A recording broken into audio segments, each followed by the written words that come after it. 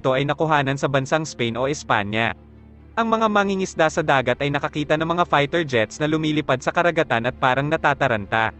Napansin nila na meron palang hinahabol ang mga fighter jets na ito. Ngunit hindi ibon o bubuyog ang hinahabol nila kundi isang hindi maipaliwanag na bagay na lumilipad sa ere at napakabilis nito na para bang hindi naaapektuhan ng gravity. Ito pala ay isang bagay na tinatawag na UFO o Unidentified Flying Object.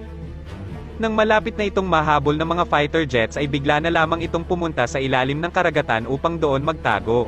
Nang mapansin ng isang helicopter na nakita ng mga mangingisda ang pangyayari ay agad silang tinutukan ng helicopter at sinabing umalis na sila sa dagat at huwag silang magsalita tungkol sa kanilang nasaksihan.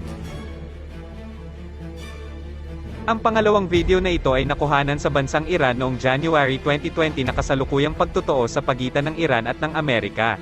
Nang bigla na lamang may dumating na kakaibang sasakyang panghimpapawid at pinuntahan ang mga sundalo ng Iran, inakala nila na ito ay galing sa Amerika upang sila ay salakayin ngunit kahit ilang beses nilang paputukan ito ay hindi ito tinatabla ng bala at parang tumatagos lamang ang mga bala ng kanilang mga baril sa lumilipad na sasakyan.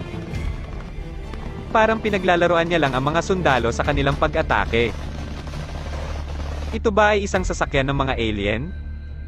O isa lamang itong napaka-high-tech na drone galing sa Amerika?